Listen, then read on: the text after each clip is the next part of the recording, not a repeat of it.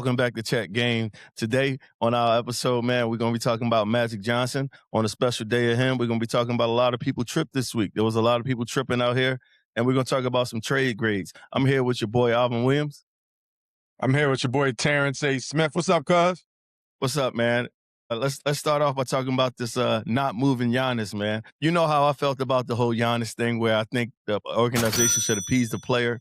And after watching it, it seems like the organization rather didn't want to make it so messy. I think he'll be gone at the end of the season, but to trade him, I think that looked a little bit messy for the organization. So I wasn't too upset that they wasn't trading him, but I wish he would have got to Golden State. I'm glad Porzingis got to Golden State because he can stretch the floor too. But I was hoping Giannis got to Golden State. What's your take on that, man? Man, I told you from the gate he wasn't going nowhere, man. The league, it's interesting, Fats, because the league is a copycat league. Mm-hmm. And just last year, it was a monumental trade with Luka. And there was a lot of backlash behind it. I think when you have a situation like Giannis, and I think the narrative has been out there, you know, he's not happy. He's in New York. He's looking for condos in New York, and he might be in Nick or whatever the case may be. And then the NBA, I think, purposefully does these things where it becomes part of the entertainment, the trade deadline. You got a trade deadline, but everybody wait until that last day. So it builds suspension. It's like a movie, anticipation. So it's all part of the show. And a lot of trades, it was something like 37 or 27 trades went down at the deadline or whatever. But somebody like Giannis, man, I think with his connection and his impact in the whole state of Wisconsin, the city of Milwaukee, like all those things, you can't just pick up at the trade deadline and then move him. It's going to take a lot more. And I don't necessarily think he actually wants to be moved. I think it's just some of those things that come about. But at the end of the day, if it will happen, it'll happen this offseason where both sides can get together. And to your points, Fats, they can get together and they can give him the proper respect and the proper acknowledgement and the proper send-off or proper type of business transaction that he deserves. And both parties deserve it. You know, it got to make sense for both. So I think at the end of the day, it's going to take a little bit more time. It's going to take time, maybe some trades, other type of free agency is going to be involved. So, but hopefully they both can work it out, and hopefully both sides can be appeased whatever decision is made. Like you said, I like that part, that it seems like the organization trying to do it the proper way and give him the respect to make sure he walk out properly. That trade didn't go through, but what? In fact, I'm sorry, he came out with some statements, and he's been like, you know, I love Milwaukee. I want to be in Milwaukee, but I want to win. So it's like one of them things, like, you know what I mean? Like, I'm putting it on y'all, but at the end of the day, if y'all don't do what I need y'all to do, then send me somewhere else. So it's one of those things where I respect both sides, man. It's hard. It's hard when you have to make a decision, and it's hard when, in today that we live in, the social media and all these outlets, they can they can make him the villain, right? They can make him the villain, however he goes. So he has to be mindful of how he approaches this as well as an individual. Well, I agree with you there, but Giannis didn't get traded, but Porzingis did get traded, and he went to Golden State. And I think that's a nice fit. I talked to you that in our personal time about Porzingis being out there. It seems like I wish they could have got Clay back, because Clay, Steph, and Porzingis with a Draymond and a few fill-ins, that seemed like a nice group of guys. But to have Porzingis to help Curry with shooting, it's interesting to see. But it don't seem like they loaded like they could have been. What did you feel about that trade of Porzingis going out to Golden State? Was that impactful, or would you think it was nothing? I don't think it's going to be much. Although Porzingis he's a great talent when he's healthy. He hasn't really been healthy lately. He's a stretch five. He's good with weak side defense, but I don't think he's going to move the needle at all. I don't think he brings that team toughness. I don't think he brings the team maybe some versatility. But out there in the West, and an aging Steph Curry, although Steph Curry is playing at a high level, it's not the same Golden State team that we've known him to be. So I don't know if Porzingis alone with that trade will be the answering factor for them. But he's a great talent. But I just don't know how that trade makes sense when it comes to what Golden State is trying to accomplish. And I'm sure that's a championship.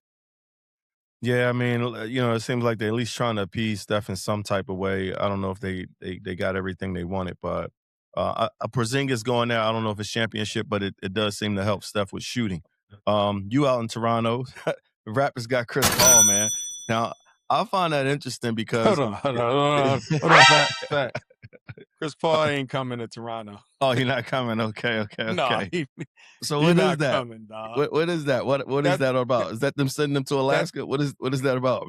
nah, that's not in Alaska, but I think that's more of a salary lease. Mhm, They want to clear some cap space. A lot of these teams, you got the different aprons, you got the second apron, the teams creep in, you get the taxes, and you get the salary. So I think the Raptors, when they got it was a three-team trade and they traded Ocha Abaji and he went to Brooklyn, who I think it was like at a $3 million or around that area. And then you got rid of that $3 million, which took you under the cap space. So they weren't going to be taxed and they didn't have mhm. any penalties. So now they can move forward with trying to build out their roster. So it just made sense. Chris Paul's he's never even going to cross the border unless he Okay, plays okay, with another okay. team. He might as well keep his passport tucked in. So So I Chris got a Paul is question not for going to you. come to Toronto. Is that the organization taking care of themselves again? Yeah, 100%, one That's hundred all I wanted percent. to make sure. That's all I just wanted to ask you is Yeah. that what's happening. Ochai Abaji got caught in that trade, and it was the numbers. You know what I mean? The numbers made sense for them to make Mhm, that move, but they end up getting Trace Jackson Davis, Dell mhm, Davis's son, and he put the Jackson into it because the father that raised him, police officer, I think from the Indiana area, whatever the case may be, but he acknowledged his stepfather. mhm, He's he was traded from Golden State and mhm, he's a big that brings versatility to a degree when I talk about physicality, pick and roll aspect. He actually mhm. played his first game tonight against the Indiana Pacers. The He had a Pacers, double yeah. double. Yeah, he Mhm. had a double double. He So left-handed. He it's can going to be play. interesting. Yeah, He it's left-handed, right? gonna be interesting. Yep, it's gonna be Yeah. interesting for him to how he fits in, and Toronto's still trying to make moves, but I think Toronto was happy at the deadline, the trade deadline, with the moves they make. They got under the salary cap, so that's going to give them some flexibility in the future. Mhm. What about you said you wanted to you that's not gonna happen, but I know we spent some personal time and you wanted to talk about AD to the Wizards with Trey Young, right? Is this another case of the organization looking out for themselves? Are they gonna put Anthony Davis on the bench? Or are they gonna try to post them on the bench for next season? Or you see both of them guys getting on the floor this season? No, Anthony Davis is done for the season. I think there was a report that came out today that they're going to shelf him. You know, Mhm, he's had his injuries, and I think if you're the Wizards, that's what you want to do. You want to preserve him, and you want to see how he and Trey Young. I don't even know if Trey Young will even get on the court this year, but I mhm, think moving forward, what they're trying to do, they put the bare minimum, they got some names. They got some names that's talented. To me, AD when he's healthy, he's a top 10 player in the NBA because he impacts the mhm, game on both ends. Trey Young is an outstanding guard that you know what I mean that can fill it up on the offensive end. And I think with the other pieces, they got some young rookies and young players on that roster. So I think at the end of the day, what they're trying to do is they're putting names together and they put in some credible proven NBA players on their no doubt. roster. So No doubt. No who doubt. knows what's going to happen if they can stay healthy? That's the key. But I think at the end of the day, if you go to Washington, man, and you ever been to a Wizards game, when it's popping there, when they're playing Mhm, well, and there's some mhm. people there, it's popping. That city's Right. popping. We know that. That's Chocolate City. That's Definitely Chocolate City. popping. When Gilbert Definitely. Arenas was there, when John Yeah. Wall and Bradley Bill was there, Right. them cats was there. Right. They was filling the seats, and even when Michael Mm. Jordan during my time when he came Mhm. back, Mhm. that city be popping. So they got some names there that's gonna to fill the seats and it got some excitement. So it's gonna be interesting to see how they put all that together. But I don't think any of those, both of those, either one of those guys are gonna be on a roster this year. Well, not roster, but we're gonna play this year. They're gonna wait probably till next year to put them in there. Well, I hear you saying that, and one thing I'm about to tell you, I know who they're not gonna put on the shelf. James Harden got traded to the Cavs, so they're not shelving him. I know that. He seemed to be in such a nice groove right now at his age and his role playing. I mean, he's such a scoring guy, but he's really a lob threat. Uh, um, Facilitator, draw two or three defenders, make somebody else look good. He's really, really good at that part of his game, as well as he can get you 25 a night. But him getting to the Cavs made me scratch. You know, it looks well, but it's a long season. I'm glad he's there. What's your thoughts on that trade out there for Harden over to the Cavs, man? I mean, you gotta respect James, man. James don't know the young man at all, but his game speaks for itself. Hmm. And I think when it comes to conducting business, he goes down in the Hall of Fame. Like For bit, he no gets doubt. he gets what he needs to get. And it's back to your point, Fats, when it talks about an organization looking out for themselves Hmm. and how you shift that energy when a player he conducts business. He's a businessman. Hmm. I realized even after this trade, whenever he finished playing, he's going to be a hell of a businessman. He conducts business and there he gets what he want. Both sides end up winning to a degree, but he's a phenomenal talent. And he and Mitchell Hmm. together, Hmm. that's Hmm. a dynamic backcourt. Now I don't know what they're going to do in the postseason, but James Harden is somebody, to your point, Fats. He's a facilitator, pick and roll. He's phenomenal. He's a great passer. I remember talking to Chauncey Billups years ago, and Chauncey was the first person who told me how good of a passer he was. Hmm. And Hmm. to that point, being able to drop them dimes, he got Mobley, he got Jared Allen, lob threats. He got a lot of tools. But I think ultimately the thing that's going to have to happen is can he be just as effective without the basketball in his hand? Because Donovan Mitchell is somebody that's going to need that basketball, and he's a little bit more dynamic as far as athleticism, as far as making things happen. But James Hmm. Harden, as he told you when he got traded to Clippers, I am the system. Don't try to make me Hmm. fit in the system. Yeah, yeah, I am the yeah. system. So I rock with James Harden. I rock with him. I rock with him more later in his career, how he conducts his business. But Hmm. it's gonna be exciting to see what he does with the Cleveland Cavaliers jersey on. I'm excited as well. I see that him and Mitchell can play. I think them two can play together, but I'm more interested in what he does with those tall guys, Evan Mobley and the other center, Jared Allen. Jared Allen, Jared because Allen, yep. look at what he done to Capella in Houston. Like he always make a center. I don't want to say look better than what they actually are, but he gets more out of a center Yeah, than nah, most guard. You know, he provides a lot for a big man. So I'm interested to see him work with them three. I think lead the ball in Donovan, but when Harden get it, I think there's an opportunity for him to make those other guys look better. And that seemed to be his intelligence in basketball too. Like there's value no, at for sure. making Capella look good, making somebody else look good, and James Harden still, as a basketball player, we know he a threat. We want No, for sure. But we good with that. What's real that? quick, Fats, it's gonna come down to the postseason. And the one thing I Definitely. will say, James, he gonna have to step up in the postseason because a lot of these teams, especially now, after during the trade deadline and moving forward, it's about the postseason now. Regular Hmm. season, James is all that. Right, right, Postseason, right. he's come up short a bit, He's got and that's who am right. I to talk about somebody coming up short a bit?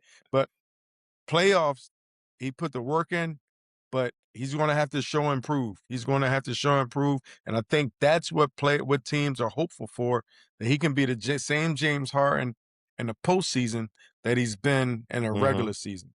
Hmm. I mean, I think all of us as basketball fans are hoping for that because he's had some good games, but we also seen him let us down in some games. Yep, yep. We want to discuss John Morant and this trade value, and this is a touchy subject for me because Ja is a kid who's trying to get it. Hopefully, I think he's trying to get it Yo, right, but he's unhappy. What's the thumbs down for Al? trade value down. It is, man. And what I watched some highlights of him the other night, and the ability he has is so off the chart. It's disappointing to watch him go through this. The behavior he's displaying. Um, Again, they said that in order for them to trade him, they asking for a number one pick and a player, where it should be the other way around when you get in the John Morant. You're supposed to be you're supposed to be giving up a first round and a player. You know what I mean? But he has damaged his stock. It has got something to do with his behavior. I'm sure on the court he can be the same guy he was. I'd hope, but his conduct, and that's a subject we're going to talk about in Fats Facts. But the way he presents himself is done a lot of damage to his reputation. It seems like no organization want to touch him. What's your thoughts, Al? It's unfortunate, but you've seen it coming, and we've seen Mm, it time and time again. We've seen it time and time again where, and you and I talking about talent over tolerance, or tolerance over talent. Mhm. And if you're not playing at that high level and organizations are getting fed up, we've seen it numerous times across the NBA. And Mhm. unfortunately, he's still a young player who's super talented, but the off court situations and the locker room situations, whether it's right or wrong, I'm not in the locker rooms, I'm not on the Mhm. walls. Mhm. Mhm. I can't hear anything. I don't know what's going on. But the narrative is he's a problem when it comes to an organization. In the organization, you talk about protecting themselves and making moves for themselves. Mhm. They are not going to invest in something that's not going to benefit them. So Mhm. that's where he is now. So he's going to probably play this contract out.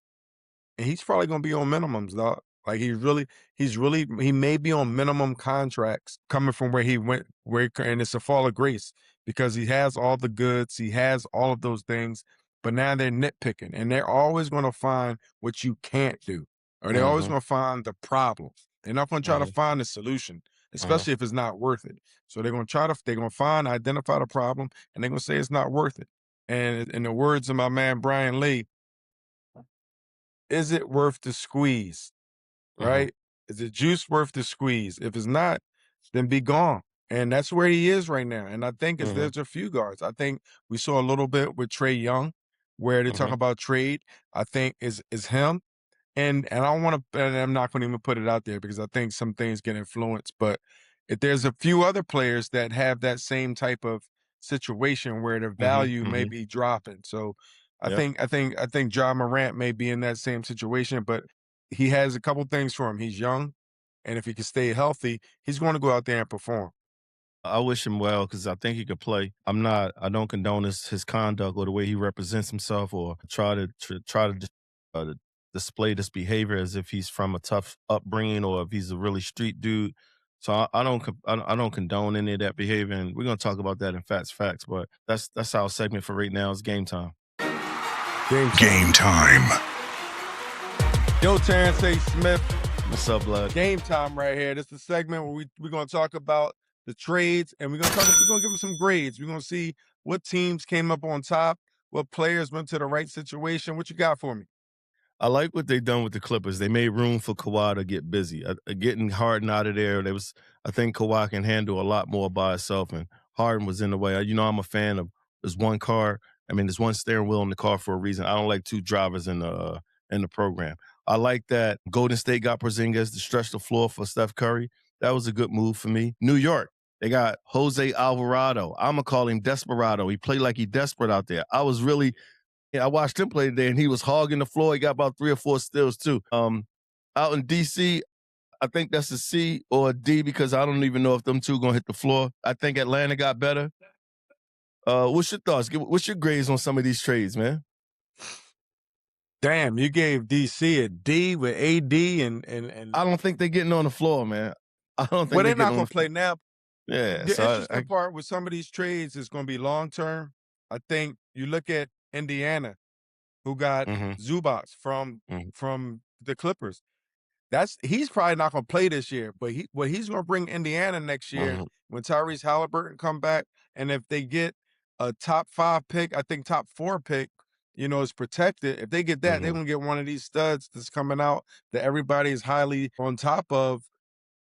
Indiana might be really good. I think Indiana with that Zubac trade, I think that's huge. And I think and then also the Washington, they're trying to prove that they're putting something in the seats. We talked about the name facts and things like that. So with all these other teams, I think some of these teams make moves just to make moves, mhm, but with the CBA, the way it's constructed now, as far as the different tiers and the different aprons, a lot of these teams are trying to get under the salary cap. They're trying to get out of the penalties so they don't have to pay the tax and they can save their money.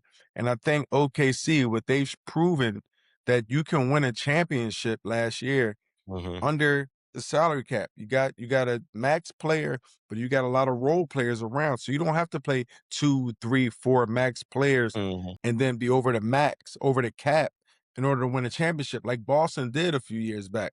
And now we see Boston, they shedded a lot of that and they mhm, got mhm, themselves under the cap and they're two in the East.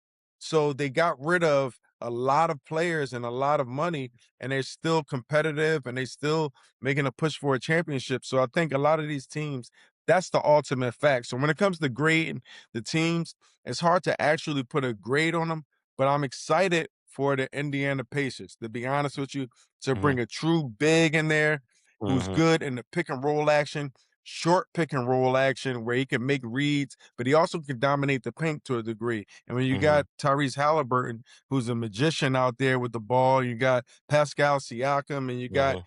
Nemhard, and you got all these guys around. They got good role players. TJ McConnell coming off the bench, Obi Toppin. I think they might find themselves back in the finals if they can stay healthy next year.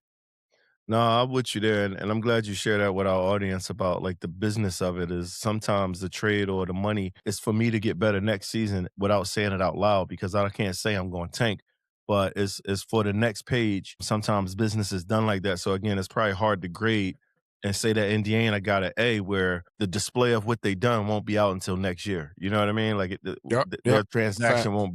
won't be out until next year. So I hear you when you say it's hard to grade the trades, but I just wanted to spend some time and give some discussion on that while we had a minute. That's game time. Yep. I was tripping, man. You know I wouldn't trip.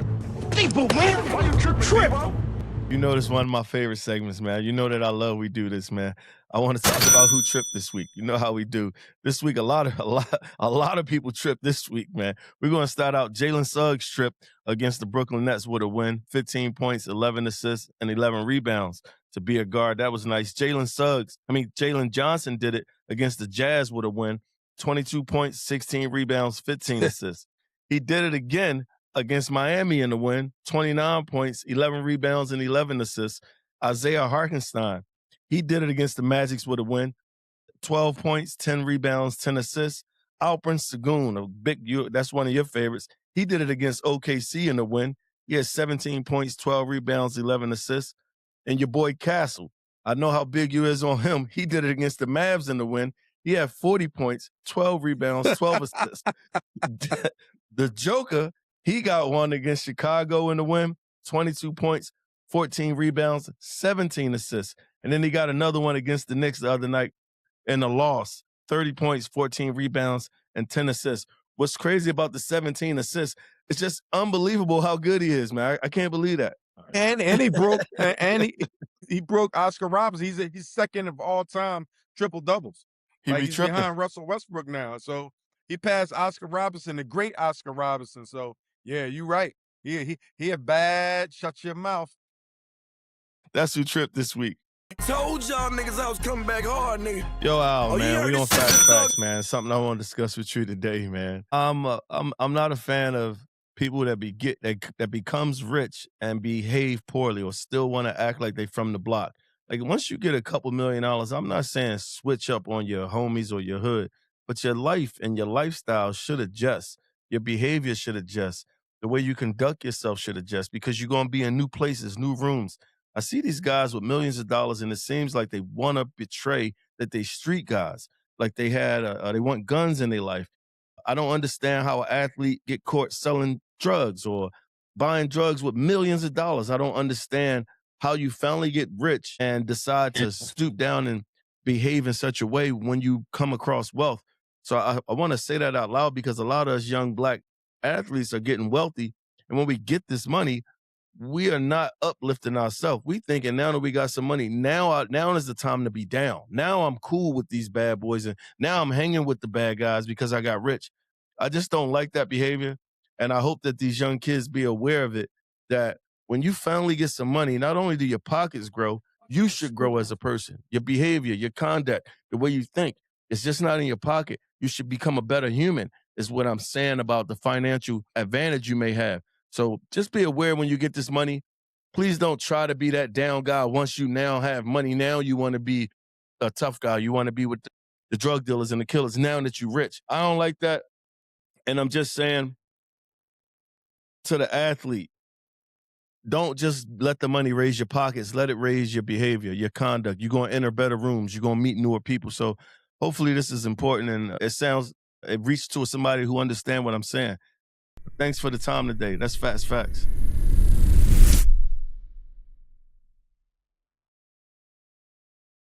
You know how we do, Al. This day in sports, man. I got something special for you this week, man. This day in sports is the day Magic Johnson returned to the NBA All-Star game, scored 25 points, 5 rebounds, 10 assists, and took home the MVP. Boy was balling. I remember he wound up hitting about 3 or 4 threes at the end of the game, and I just remember how joyful all the athletes was. They were so happy that he was doing well in front of them with all the the tragic that was behind him. So it was a great feeling to see everybody supporting Magic Johnson at that game. And I remember watching that. What's your thoughts about that, Al? Nah, it's something, man. That was bringing tears to my eyes because Magic Johnson's my favorite player, and Mm-hmm. just knowing at that time the lack of information that we had from the HIV virus and the AIDS disease, and just to see him get past that, all of those Mm-hmm. things, and then play in that game, and then play at such a high level, get MVP, and Mm-hmm. that last possession I remember playing against at that time against Isaiah Thomas, seemed like they were best friends at the time, and Mm-hmm. they playing against each other, and he hits that three, backs him down, hits the three, and like that time, to your point, Fast, everybody was so joyful, and just seeing Mm-hmm. Magic Johnson live out his dream because he loved basketball. So that point, at that point, Mm-hmm. and for life decisions, when it came to being responsible, everything that brought, it was something that was very impactful for, I think, not just me but the entire world. But then that All-Star game was something was the icing on the cake. We know he came back Mm-hmm. later on and played with the Lakers and stuff like that. Then he coached as well, but that All-Star game was big. So shout out to Magic Johnson, man. No doubt. Shout out to Magic, man. Keep pushing. Hey, it's this time, man. It's Mm-hmm. something near and dear to my heart. Shouting out one of my former teammates, man. I'm gonna start really tapping into all my teammates, high school, college, and everything, Mm-hmm. Sunny Hill, everything. But Mm-hmm. right now, I gotta give a shout out to the OG, my main man, Charles Oakley. Charles Oakley, Mm-hmm. man, you already Mm-hmm. know, but and everybody close to me know, whether it's my parents, um, my sisters, close friends of mine, Charles Oakley treated all of us like family. Charles Mm-hmm. Oakley is one of those guys that go to Cleveland, where he's from. He invite the team over there, man. His mom will cook for us, man, and just lay it out. But Charles Oakley was a teammate where people would see him now as the brute, the bully, the thug, the rough. But when I talk about a high IQ, when I talk about somebody that was somebody that could set screens, pick and pop, knock down a jump shot, Mm-hmm. Mm-hmm. rebound, defend, Mm-hmm. never missed a day in practice.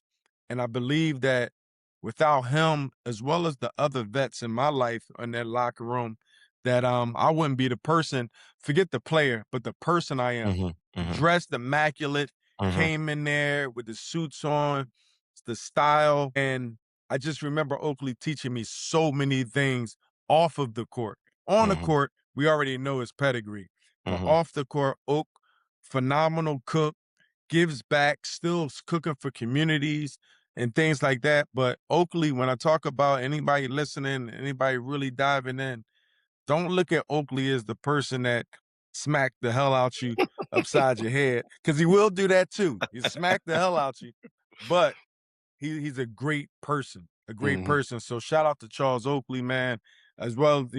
He's one of my vets, but he's the vet that I'm shouting out today. But shout out to Charles Oakley, man. I hope you see this. If you don't see it, I'm gonna send it to you, man. Much love to you, man. I love you to death, man. So shout out and thanks for everything you've done for me and my people around me too as Mm-hmm. well. So Mm-hmm. shout out to Charles Oakley, man. A real one for Shout sure. out, definitely shout out to Oakland. He took us out quite a few times, and so shout out. I even seen him in Atlanta at Magic City one time. So definitely shout out to Oakley, man.